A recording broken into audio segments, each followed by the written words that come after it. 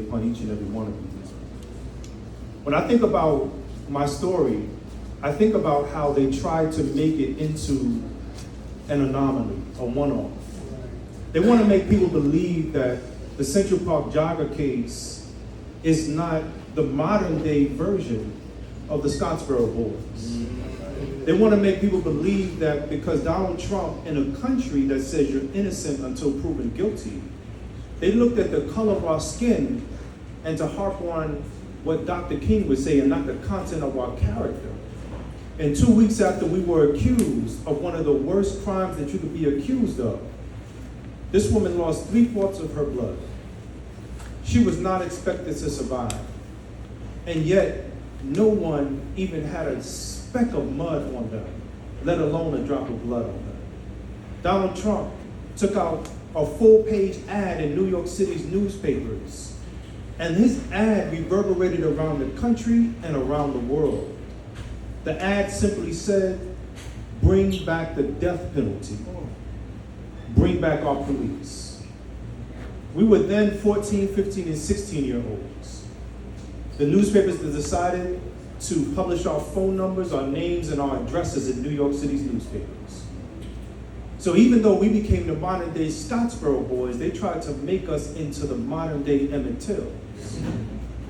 And so what we have to understand is that the apology that has never come, and I'm quite sure it will never come. It has never come yet and will never come. And if it comes, it's a little bit too late. It'll be a calculated political stunt. Right.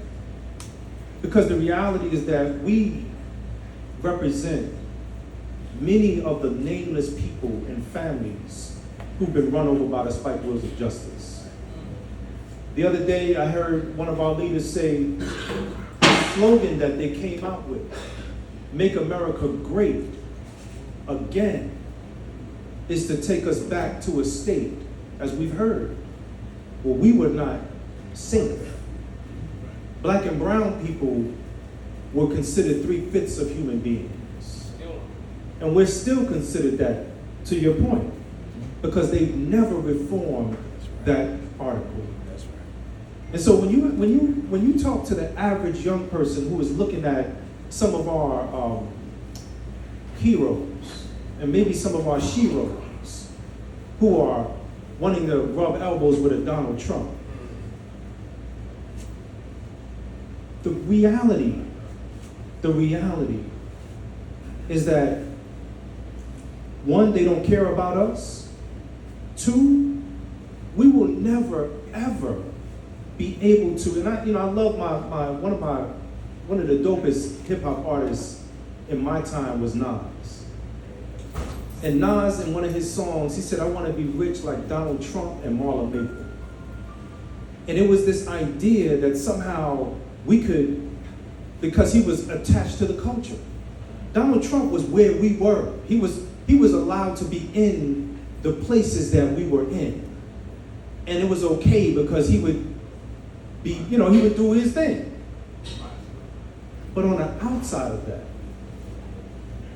to vote for a person who represents the very evil that would take out ads calling for the state to kill us is to vote for the death of our future.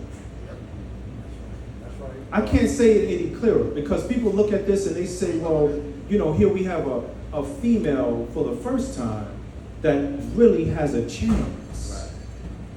The cities that I've been visiting, in fact, the whole country is vibrating on a whole new level. They're telling people to make sure you say her name right. That's right. So we got to break it down, right? Comma, love. Comma, love. And we got to break it down because when I was younger, people said, "What's your name?" And I would say, "Yusef." And they would say, "Joseph?" I said, "Man, they chopped that. That name don't even sound nothing like Yusef." But back then, they had an excuse because they said they had a speech impediment. Now it's a very common name. We have to understand that all of what has been laid out, and I want to kind of lift up what you said, about what's not being said. Because we can read in between the lines. Malcolm X, El Hajj Malik Shabazz, he said history is our best teacher. And we know anything, if we know anything, we know that they will show you what the plan looks like, but you know they have a real other plan. They have a secondary plan, and if that plan doesn't go right, they got a tertiary plan and more than that. And so our plan can't just be, and I want this part to be something that kind of sticks and goes out to the people who are not in this room. We cannot just vote for the next 4 years.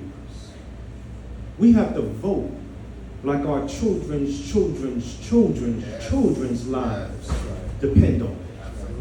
This is not about just voting blue, because voting blue is just a vote for what would be in our lifetime.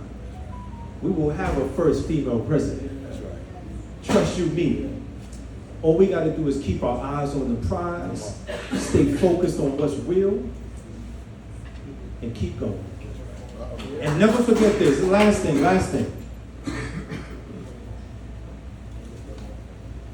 I come from and represent a group of people who are really the secret weapon in America. I come from the disenfranchised. That's right. I come from the people who have been jaded by the process that they don't even want to participate in the process. I come from a group of people that when they do political science on a neighborhood and they say, no, let's go to the triple prime voters. We're not going to go. And if we was in New York City, we wouldn't be going to Brownsville. We wouldn't be going to Lincoln Projects or King Towers. We're going to go to the folks that we know voted every election. A lot of the disenfranchised have their rights back. You are not allowed to sit by the wayside. You are not allowed to say, I'm not going to participate because they're going to steal our vote. Because never forget, non-participation is participation. That's right. That's right. If you don't vote for yourself, That's right. that vote will be used against you Come on. in a court of law. Come on.